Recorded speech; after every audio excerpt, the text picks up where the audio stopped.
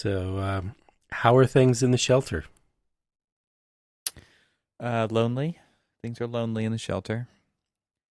Actually taking this opportunity to get some things done around the house on the weekends so that I can not think about working. So busy working away, kitchen, trying to finish that kitchen. So the ongoing forever project. Because we were going to do the yards, but then this happened, and so now we're just not doing the yards at the moment. So it's like, okay, well, let's do these other things and get them done on the inside where we are stuck. So, yeah. So are you guys leaving the house at all? No, or not really. We do walks at lunchtime, and a surprising number of people outside, I have to say. I mean, it's good to see neighbors. You don't normally see neighbors. I mean, I guess I'm not at home normally at lunchtime anyway. So, but my wife's commenting, you never see this many people. So there's definitely people just getting out and going for walks, which is cool. Well, the question though is should you be seeing that many people outside? As long as they're staying apart, and I don't see an issue with be? it. Yeah, it's not like the air is infected with the virus. So yeah, I'm not worried about that. It's funny because I just went out to get coffee because my stove is completely covered in plastic, so I can't even heat up water right now. And I was surprised how many people are in their cars wearing masks. Their own cars. Cabin air filter. Yeah. Probably. You're probably going to be. So I just replaced it in my Saturn, which I am retiring, with my new truck, the Traverse. Which is new development. Oh yeah. I haven't heard about that. So every 2 years you've got to go through emissions inspection and everything else. Yeah. And this truck is long in the tooth. It is well over 200, just around 200,000 miles. Now, normally that's not that big of a deal and the engine itself is actually strong. But this was the first model year of this particular body style that they had never made. Brand new body style, brand new everything. And it was that particular year, which was 2008, was just plagued with so many problems. And I've kept it going a pretty long time, battling through all sorts of different issues. And you're talking about the Saturn right now, right? Not the new car? Yeah. No, okay. Not the new car. Okay. Good. The Saturn. And so I had just recently replaced a few things in it. Like I just replaced the cabin air filter and a few other things. Mm-hmm. Unfortunately, I just replaced the tires on it, and I can't swap them over to the new vehicle because it's got much bigger tires. Yeah. Don't you hate spending money on tires? I do. I hate it. Yes. I was walking out, and I was like, oh, yeah, I just remembered I've got my emissions test. And they're like, are you really going to try to see if that thing will pass emissions? I'm like, I know it won't because I need new catalytic converters, and I just discovered a hole in my radiator. And they're like, well, how much is that going to cost you? I was like, to replace the whole thing, $3,600. Oh, man. And they're like, okay, if you replace that, is it good? And I'm like, well, no. I mean, you've heard it. It has a whine in it because it needs a new power steering pump. But you trace that all the way down, and they said that I've got to replace an entire rack and pinion. And I'm like, well, they're like, well, how much is that going to cost? I'm like, well, that's $2,600. Power steering pump, full amount. Now this is dealer price. Yeah. For most of these, $1,800. So like, okay, add all of those up. How much can you get if you were to trade the vehicle in? Well, I tried, and I can tell you exactly how much I can get for the attempt of trading it in. $0. Oh, ouch. They did not offer me a dime. They're like, sorry, sir. We really can't offer. And then they actually said, I've been authorized to offer you $100 for it. I've been authorized. You know what? You have offended me. You insult me. Jeez. So I was like, offensive. No, I'm going to go ahead and just hold on to it. And so, my sons have been taking a walk around the neighborhood and just trying to stretch their legs and kind of get out of the house, which I completely feel for them and understand. He used to be in college or in high school, and one son's always working out every day for football and rugby and stuff, so they're all pretty active. Yeah. So they're out there doing their thing, they're walking around and stuff. And the other day I walk outside the house, and there's like this old rickety desk chair falling apart. Where did this desk chair come from? Where did this trash come from? Literally, where did this garbage come from? And they're like, oh, somebody was throwing it out.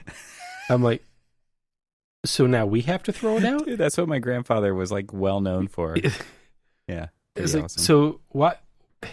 You need to sit them down right now and watch that Hoarders show with them. Be like, kids, you can't turn out like this. I totally agree, because I mean, I was like, we watch American Pickers enough to know that we could end up like that if you guys keep picking garbage from other people. They're like, well, what? And so the other day, my wife and I were out for a walk.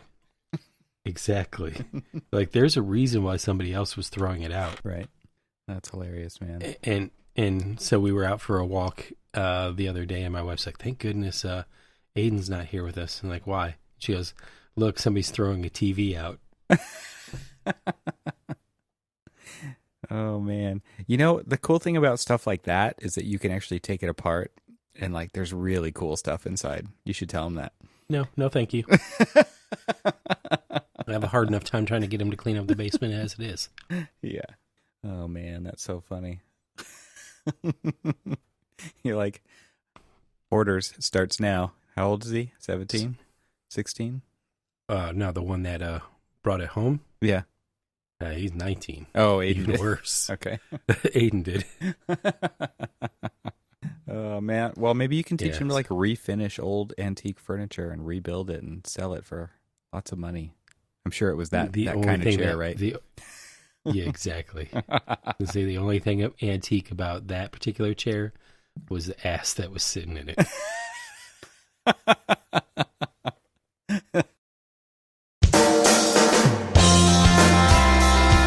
Welcome to Archispeak, the podcast that talks about what it's like to work in the profession of architecture.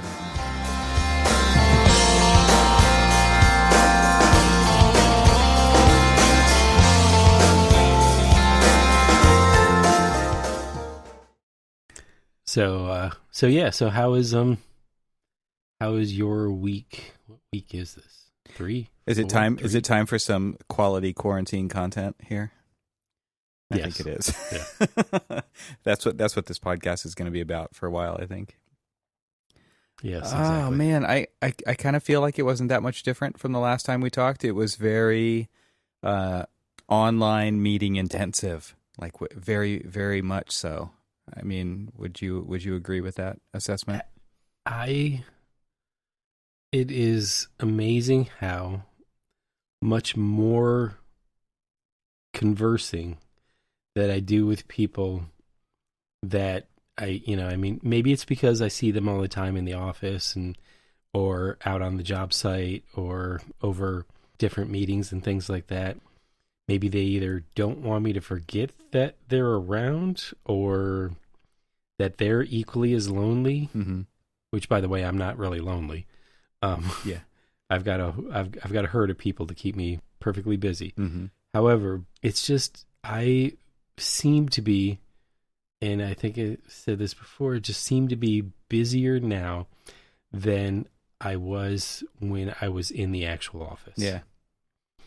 I spend more time on Zoom or Skype or Teams than I have ever spent before. You were talking now, up Zoom last time, and I sent you a link, at least one link, but there's been a bunch of links recently about Zoom and all their craziness. So now there's Zoom bombing. Yep. And they're sending they're somehow sending some meetings through China, and there's other places where people could put link. Yeah, as I was talking about, where they can like paste a link into the chat, and if you click on it, it installs malware in your computer and stuff like that.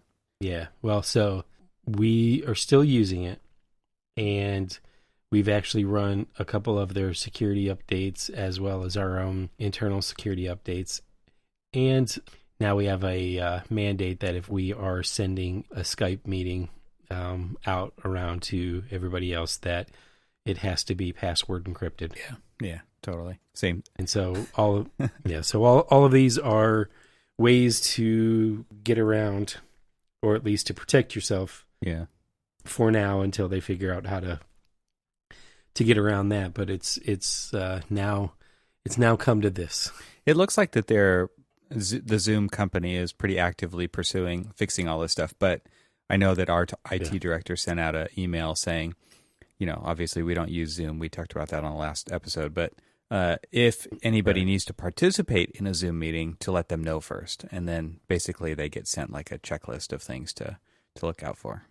Yeah, this is the world that we live in. It's interesting where everybody's looking for the slight vulnerability so that they can get into your server or install something on your computer and get something out of it.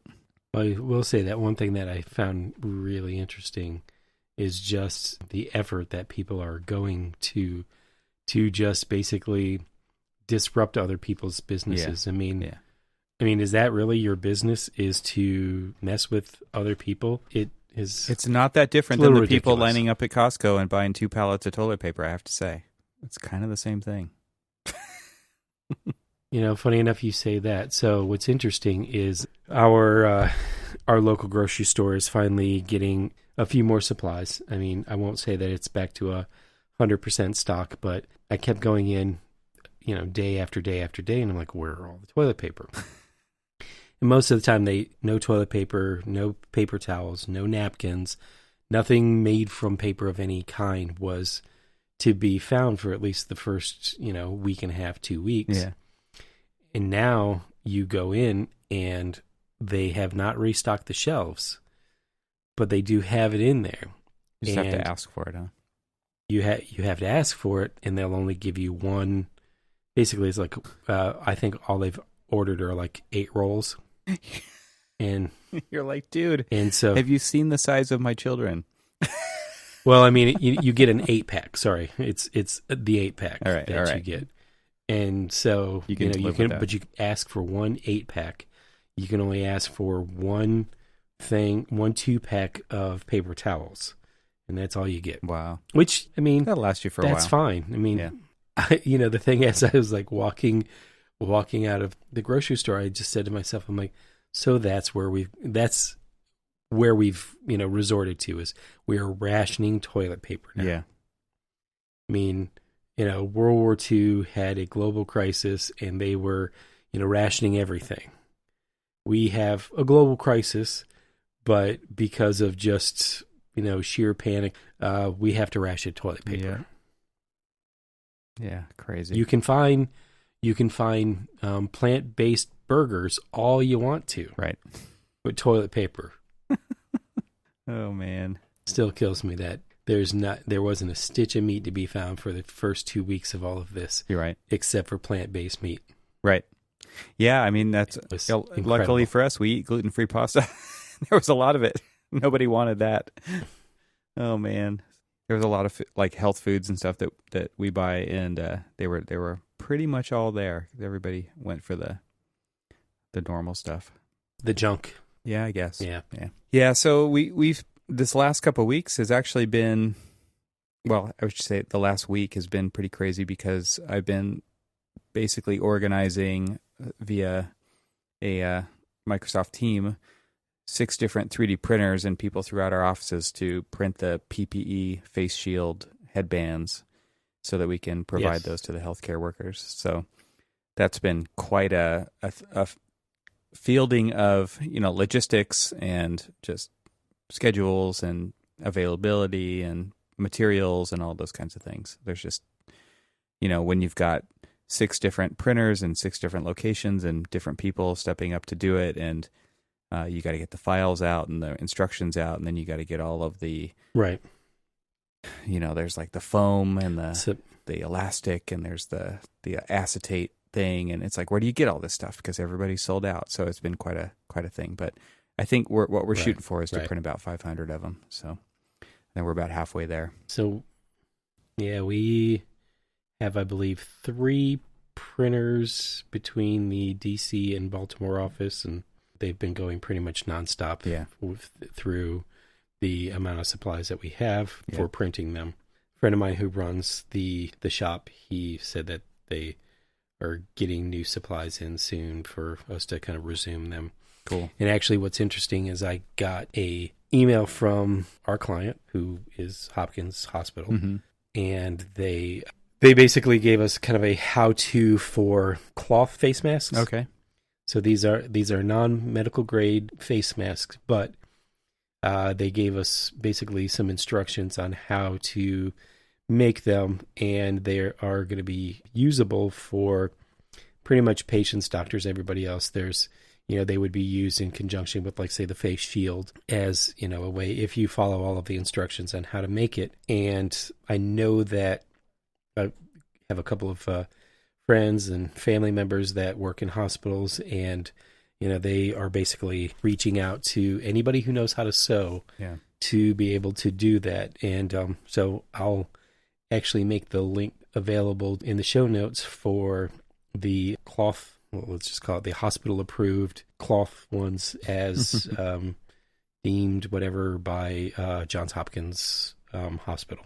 Yeah, it's like hospital approved, non-certified, something like that. Yeah, something like that. Yeah, I mean they stress in there that they're not medical grade. Yeah, but they're actually used in conjunction with, like, face masks and things like that. And so but they also give you, like, straight rules. And they were mostly for most of the medical grade stuff should be going to the medical professionals. They were like, these are perfect ones that you can reuse, tell you how to actually wash them, how to take care of them, how to maintain them, how to wear them properly, which is a big thing because I actually just finished reading all of the instructions on how to wear it properly. And then my wife comes walking in, had a mask on, and was wearing it improperly. And I was like, oh, let you read something. I believe my little crafty 12-year-old will be starting to pull together clothes and stuff that we don't use that are what Hopkins says is the different types of clothes. And basically they say 100% cotton. And then they show you how to fold it and the different layering and all of this other stuff. They actually prefer you to use things that aren't white or blue so that they actually are identifiable as non-medical. Right. That's cool, man. So we'll shoot that off in the show notes so that everybody who is interested in listening can make their own cloth masks. Yeah, we basically put together, I started this kind of weekly video show on YouTube called Quarantech, and it's the technology stuff that HMC is doing behind the scenes and in front of the scenes and all the scenes. But the latest episode number 2 was about the 3D printing that we're doing. And it's pretty cool to see this kind of community come together to en masse produce as many of these things as possible because there's such a shortage. So it's unfortunate that there's such a shortage, but it's really incredible to see everybody kind of pull together. There's several different designs out there. We picked one, we ran with it. We're sourcing all the materials for it so we can produce fully functional face shields. They're basically like sneeze guards. They're like this full face wraparound plastic shield that is secured by a headband. And it's really cool to kind of see how it went together behind the scenes at our firm. But, everybody's that's doing the same thing is kind of doing the exact same process. So the reason that we put this video together was just to show people how it worked at our firm and how you could get involved with it. So that was the ultimate goal, is just to get as many of these produced as possible. So if we all, can produce, 12 a day on a 3D printer, that is better than 0. So exactly, that's the goal. It is really encouraging to see, the architecture community stepping up, because we have these printers at our disposal.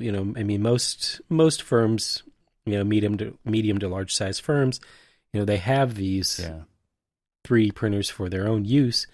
And since they're not using them now, what better way than to pull together and support your community? And the good thing is that, most everybody, lives in a community with, a hospital who most certainly is suffering from shortage. So you can basically find out what the donation protocol is for that particular hospital, and, talk to them about, arranging ahead of time. Right. We're obviously donating to our local hospitals, and, one of our longest standing clients is, Johns Hopkins Hospital, and, work very closely with them. And so we're, doing a lot of our donations to both them and other local hospitals around the area to, give as many as we can to as many people as that needs them. Yeah, I think we're and printing. What's also great. Yeah. Sorry, go ahead. Finish up. I was just to say, what's great is just like the architectural community around, the Baltimore and DC area. They're all doing that, which is really kind of encouraging to see. Yeah, that's awesome. I mean, the cool thing for us is that we get to serve the community that we practice in, right? And that really that's part of our mission statement, is to serve the community.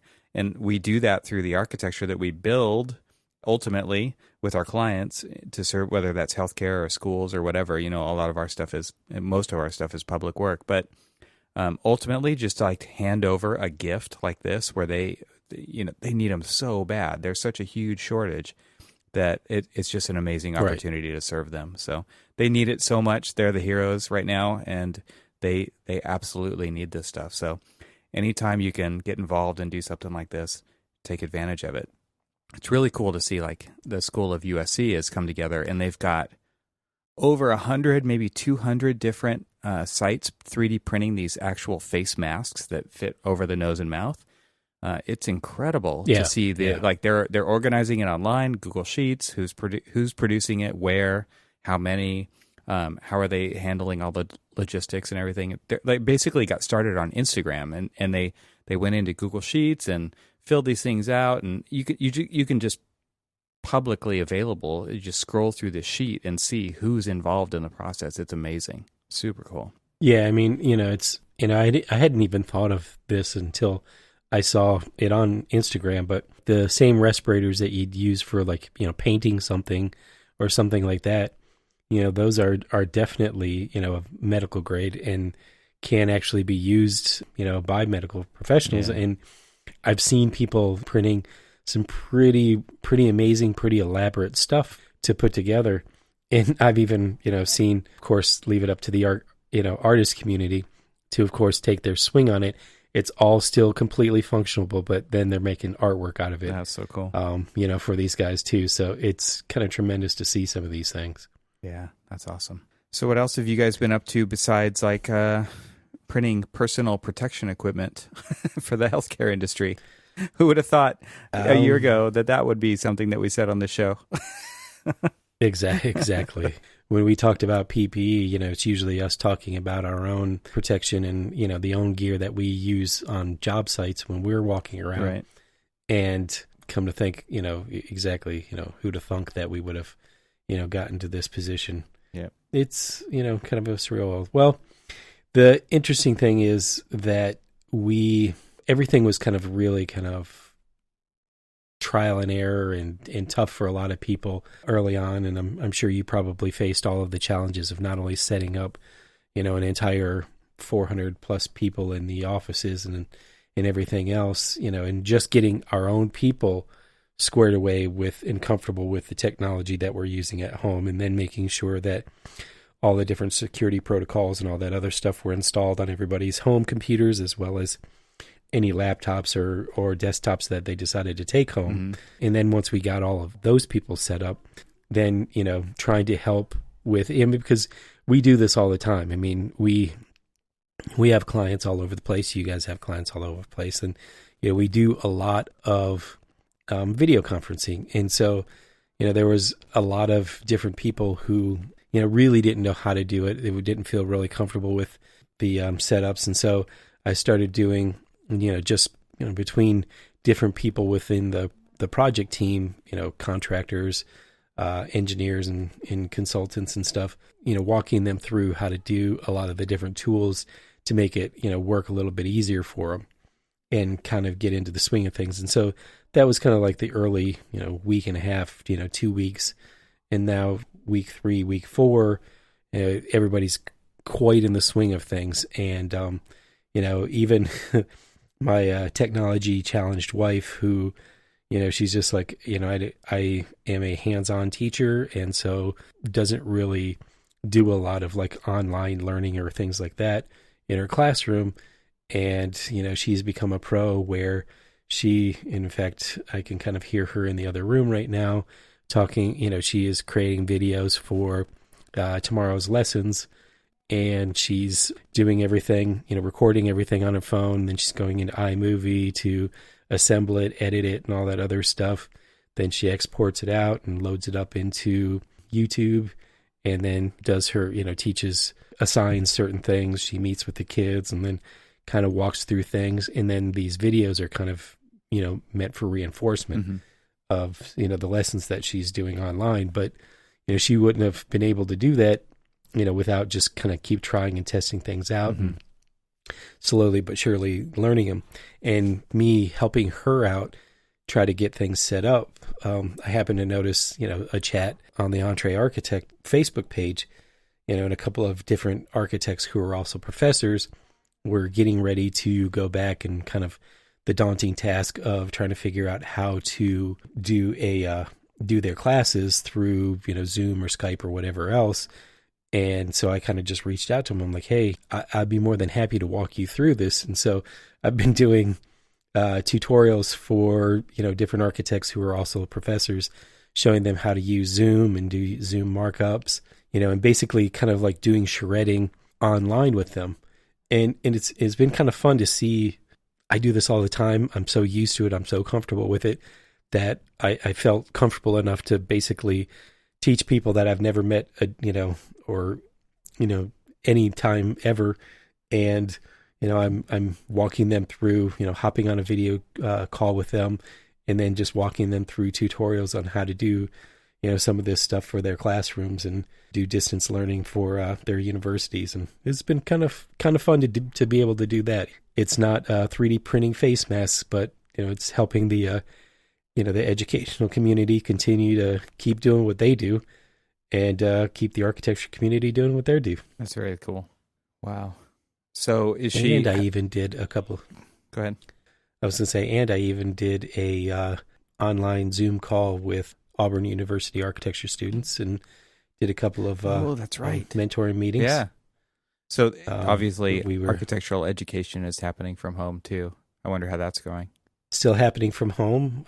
We hooked up with a professor, and we were, working with his studio before all of this happened, and reached out to us and said, hey, we're still teaching, and would you guys like to do maybe some one-on-one sessions with some of the students to kind of see where they've evolved? And they've, did kind of a master planning program early on to kind of get like the overall program, and then they transitioned into being assigned a particular building for each of the students. And so I just kind of did a shredding kind of session with the kid who was working on University Dining Hall.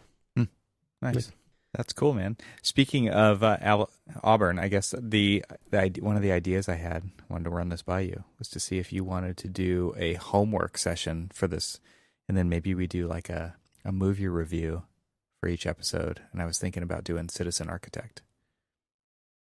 I will be more than happy to do that. Wouldn't that be fun? It would be great. Yeah. I've got a few films that we could look at over the next few weeks, but maybe that would be the one we start with.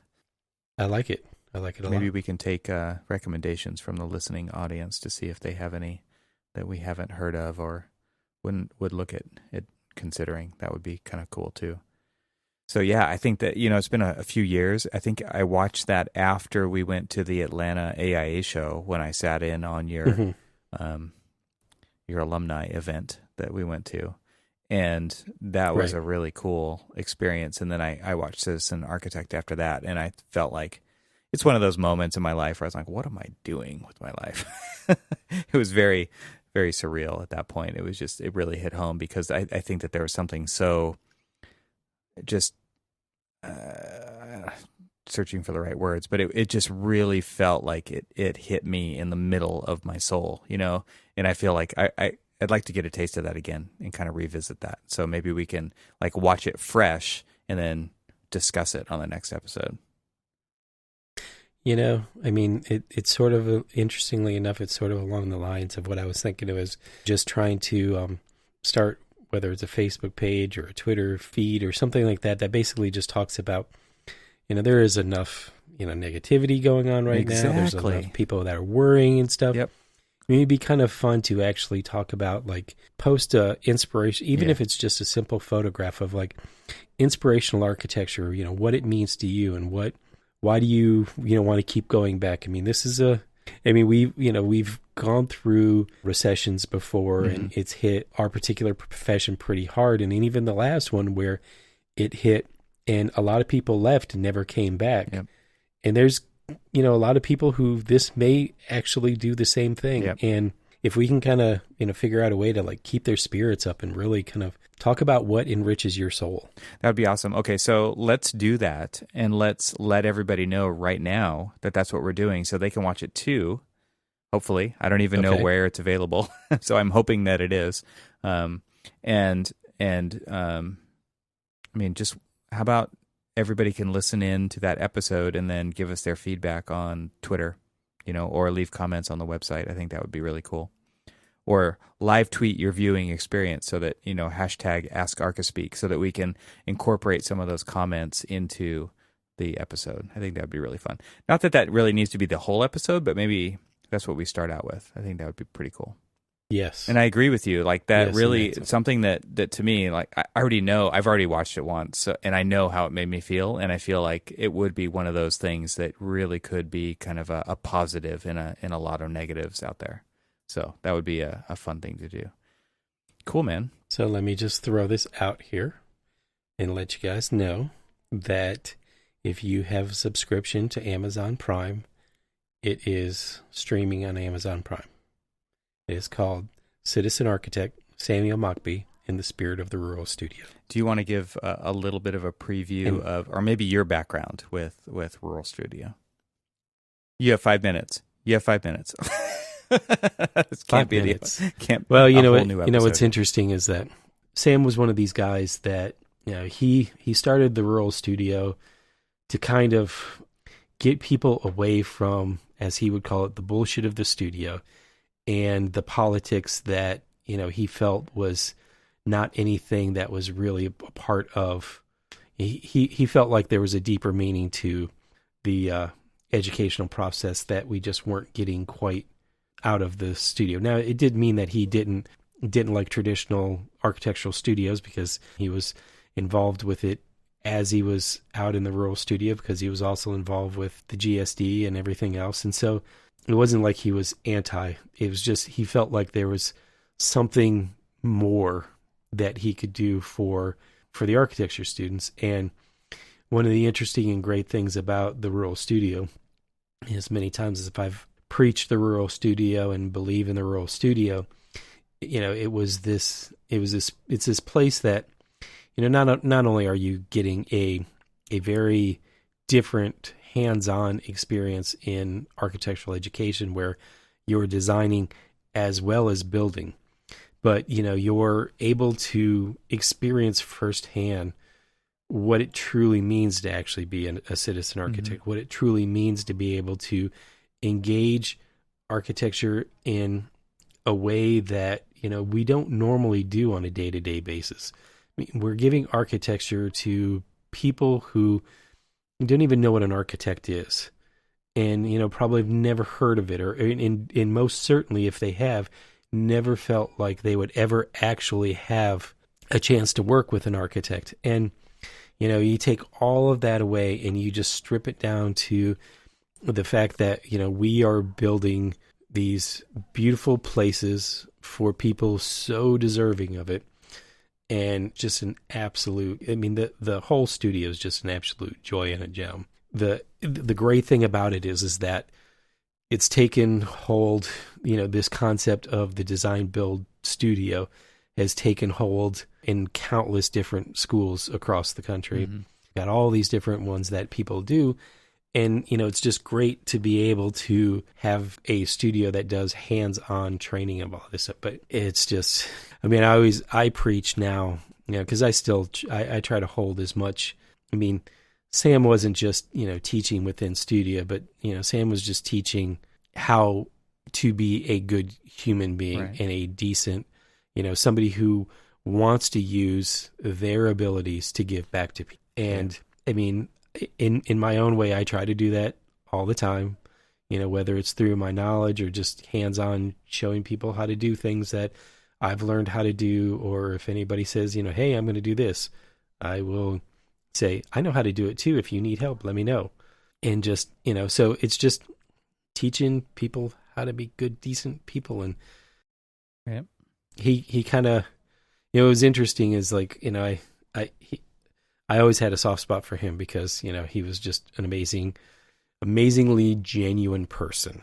I mean, I love authentic. He used to have, I still have a set of documents that he brought him into a studio to kind of show everybody what a set of working documents were, and left him in there. And so we were kind of cleaning up the studio, and somebody was throwing them away, and I was like, hey, I want to hold on to these. And so I picked the garbage and took a set of them out. Of course, I'm not going to take somebody's working drawings without like letting them know that I have them. He was just like, I was like, Sam, I'm going to take these, home if you don't mind. I think that they're just as much a piece of art as they are architecture, just because they were hand drawn and they were just so beautifully organized. I mean, when I was on my own, I kind of patterned some of the way that I put my working drawings out. Now, it's not the way that we do them today, and it's certainly not the way Revit inherently does things, but it was just there was a beautiful little artistry to the story that these documents told. And so he was just like, what the hell do you want this piece of shit for? I was just like, I just want to, keep, I want to keep them. You're throwing them away. You obviously don't want them. He goes, yeah, we never built. You just did the thing your kids did with the chair, dude. Oh, yeah. Well, thanks. Legacy. Sure, bring them in. I got it. That hit hard. But perfect. And so I'm looking at, I was like, well, why wasn't this built? He was like, oh, they didn't have the money for it. And so what was amazing is we sat down and we were like going through his set of documents, and I was talking about him and all of this other stuff. And I'm like, why do you, I was like, I've noticed something about a lot of your entries are more of this kind of like funnel shaped, but they're actually funneled in the opposite direction that you would normally expect it. Like, normally it would be wide and then it would kind of like narrow into like the door area. And he goes, no. He goes, I want to make it, perfectly uncomfortable to squeeze my fat ass through. Because at the time he was kind of a bigger, robust fella. And so, I mean, from that point on, I was just like, there's just something kind of cool about this moment of making yourself aware of the sequence of like entering into a building. I mean, normally you never pay attention. It's the front door. You walk up your steps, you walk into the front door. You never really give two thoughts about it. Mm-hmm. He almost forces you to think about it every single time you go there. And I just thought that was so god awfully cool. That's awesome. So two things. Yeah. First of all, you have to call him what you call him, not Sam. Sambo. Yep, Sambo. Right. So, Sambo was, what we called him all the time, and you will hear in Citizen Architect, everybody will call him Sambo, but So that's the nickname, but the acceptable nickname. And then the other thing you said that not everybody probably knows what it means, but GSD. What's GSD? Graduate School of Design at Harvard. Yeah, I just wanted to make sure that you said that because you just say GSD, like everybody knows what that means. And that was like inside baseball right there. Well, what's funny is that everybody who goes to the GSD automatically assumes that you know exactly what they're talking about. Yeah, very self-important. Yeah. Exactly. Cool. Well, that's going to be really fun. I'm looking forward to watching this. So you said it's on Prime. It's on Prime. Maybe we'll put a link to it just so people can see what it looks like in the show notes, and then you can watch with us or watch on your own, and then we will discuss. What's amazing about it is this is now a few years later, and a few years after Sambo's passing, and plus, by the way, that also has a handful of other movies, architecture movies. So if you go to that Prime link and you also say customers have also watched, and they've got an I Am Pei Learning from Light, they've got Rem, they've got Zaha, they've got all sorts of Arrow. Just start with the one we say. That's all. Oh no, we're gonna be there, but there are some great. Ooh, we're gonna watch Buckminster Fuller too, just because. Sweet. Which one is that? Is it? Oh, how much does your building weigh? I clicked off. You lost it. Totally lost it. It is The World of Buckminster Fuller. Okay, cool. I always actually, there's one that I want everybody to watch, and it's a YouTube link, and when we get to that one, we'll get to that one, because that one, it's something that it was literally the very first day of studio in my summer session.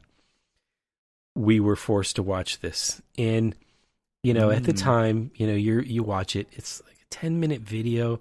People were understandably looking at each other like, "Why the hell are we watching this?" And I swear, to this day, I will always refer back to it. And so I know exactly why they asked us to watch it. Whether or not we learned why at that time was, left open to interpretation. However, it has stuck with me, and I continue to use it still to this day. And in fact, actually, every time I talk to somebody about all this stuff, and they're like, "Well, what exactly do you mean by that?" I'll actually send them the link to the video, and I say, "Just watch this video."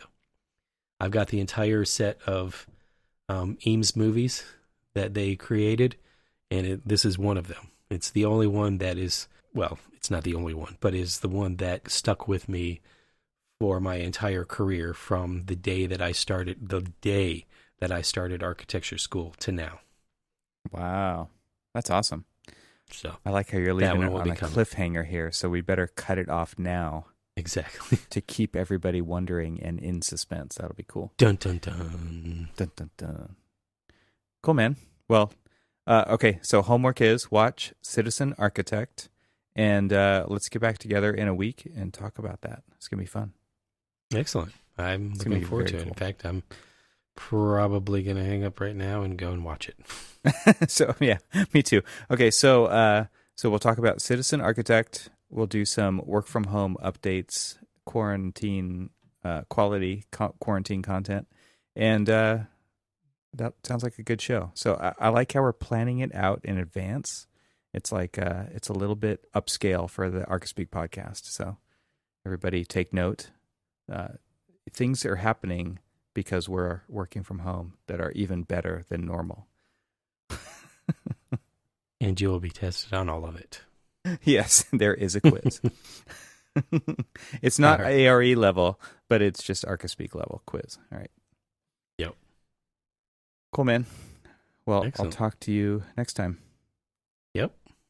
See you guys. Stay safe. Cover your mouth when you cough.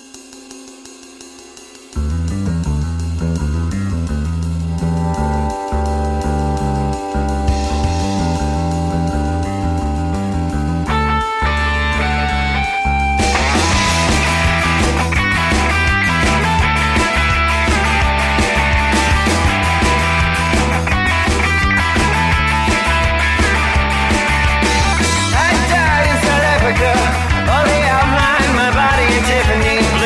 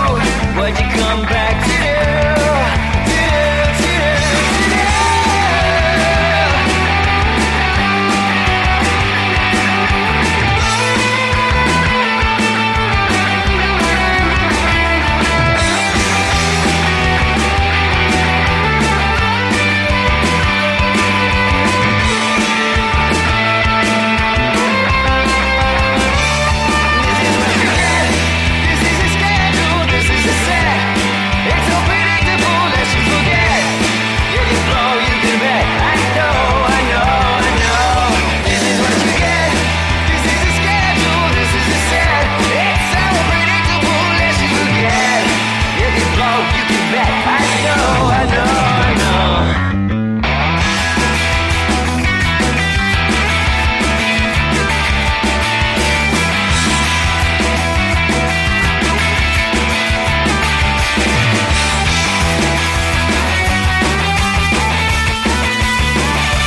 This is what you get.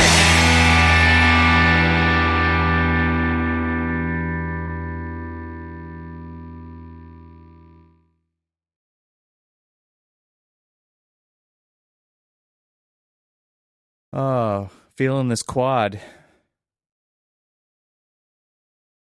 It's fun.